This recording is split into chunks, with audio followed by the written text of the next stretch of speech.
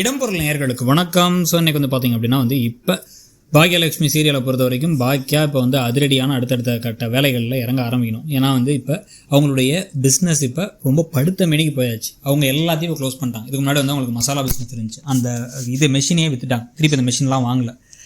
அது ஆனால் இப்போ ஒரு ரெகுலரான கஸ்டமர்ஸ் இருந்தாங்க. கடையிலலாம் போய் கொடுத்துட்டு இருந்தாங்க. இப்படி ஒரு பிஸ்னஸை பாதியில் விட்டுருக்கணும் ஒரு அவசியம் இல்லை. மசாலா பொடி பார்த்துக்கிறதுக்கு ஒரு 4-5 ஏன்னா அதுலேருந்து வருமானம் வந்துட்டு தான் இருந்துச்சு. ஒரு 2 பேர் அதுக்குன்னு ஒரு 2-3 பேர் அதுக்குன்னு போட்டு அதை தனியாக ஒரு பிஸ்னஸாகவே மெயின்டைன் பண்ணியிருக்கலாம். ஆனால் அது இதுக்கு தேவையில்லாமல் அப்படின்னா அதை க்ளோஸ் பண்ணிட்டாங்க.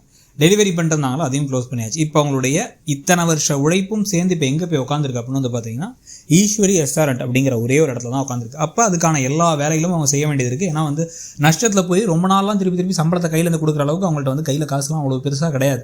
இருந்த காசெல்லாம் போட்டு தான் இந்த பிஸ்னஸே ஆரம்பிச்சிருக்காங்க. கையில் கொஞ்சம் காசு இருக்கும், அவ்வளோதான். ஸோ அப்போ அதுக்காக தான் அந்த பார்க்கிங் ஸ்பேஸை எப்படியாச்சும் பழனிசாமியை வச்சு அதை பெருசாக்கிறதுக்கு ட்ரை பண்ணிட்டு இருக்காங்க. இந்த சமயத்தில் தான் புது ப்ரோமோ படி பார்த்தீங்கன்னா இவங்க எதிர்பார்த்த மாதிரியே கோபியுடைய ஷெஃப் ஒரு நாள் வரல அப்படின்ன உடனே கோபிக்கு ஒரு பெரிய அடி ஆயிடுச்சு.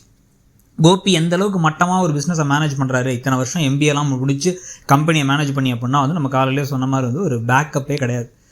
யார் இந்த ஒரு ஷெஃப் வரலன்னா யார் சமைக்க போகிறாங்கிற ஒரு சின்ன ஒரு சிந்தனை கூட இல்லாமல் ஒரு ஆள் எப்படி இந்த ஹோட்டல் பிஸ்னஸ் ஆரம்பிச்சாருங்கிறத புரியல. ஒன்று இவருக்கு சமைக்க தெரியுங்கிற மாதிரி கிடையாது. பாக்கியாவுக்காச்சும் பாக்கியாவுக்கு கீழே அத்தனை பேர் இருக்காங்க. எல்லாத்துக்கும் சமைக்கிறதுக்கு ஓரளவுக்கு தெரியும். ஆல்ரெடி அவங்கலாம் ஹவுஸ் ஒய்ஃபாக இருந்தவங்க, இவங்களுக்கு சமைக்கிறதுக்கு ஹெல்ப் பண்ணவங்க எல்லாம் இருக்கும். இப்போ செல்வியோ அமிர்தாவோ சேர்ந்து கூட கொஞ்சம் ஒரு நாளைக்கு பாக்கியாலாட்டி கூட மேனேஜ் பண்ணிக்க முடிகிற மாதிரி இருக்குது. ஆனால் அந்த மாதிரி யாருமே கிடையாது. அங்கே இருக்கவங்க கூட பழகிறது கூட ராதிகா அவங்க ஆஃபீஸை விட்டு இங்கே இவங்கள்ட்டலாம் பேசி பழகி அட்வைஸ் எல்லாம் கொடுத்துட்டு இருக்காங்களே தவிர கோபி திமிரா தான் நடந்துகிட்டு இருக்காரு, இல்லைன்னா ஓவராக பாராட்டிக்கிட்டு இருக்காரு. அதனால் இப்போ அவருடைய பிஸ்னஸை அடுத்து இந்த ஒரு நாள் லீவ்லேயே என்ன பண்ணுறதுன்னு தெரியாமல் இருக்குது. இப்போ பாக்கியா போய் சாப்பாடை கொடுக்க, பாக்கியா சாப்பாடை கொடுத்ததுனால பார்த்திங்கன்னா இவருக்கு இப்போதைக்கு காப்பாற்றப்படுறாரு.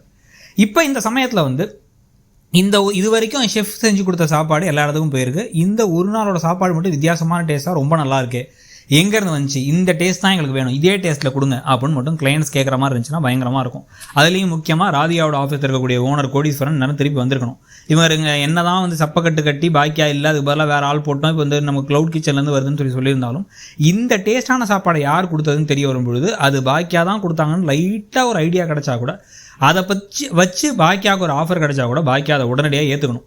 பாக்கியாட்ட அந்த கோடீஸ்வரனே இப்போ கூப்பிட்டு பேசுகிறாரு, எங்களுக்கு நீங்கள் இந்த மாதிரி க்ளவுட் கிச்சன் மாதிரி சமைச்சு தர முடியுமா அப்படின்னு கேட்டாங்கன்னா உடனடியாக இதை எடுத்துக்கணும். அவர் பண்ணுற பிஸ்னஸ்ஸு, அதனால நம்மளும் அவரோட வயிற்றில் அடித்த மாதிரி ஆகிடக்கூடாதுலாம் யோசிக்கக்கூடாது. பிஸ்னஸ் வேறு, அவர் நினச்சாருன்னா அவர் யோசிக்க போகிறதில்ல. அவர் உடனடியாக இவங்க அந்த ஆர்டர் எடுத்து போயிட்டே இருப்பார்.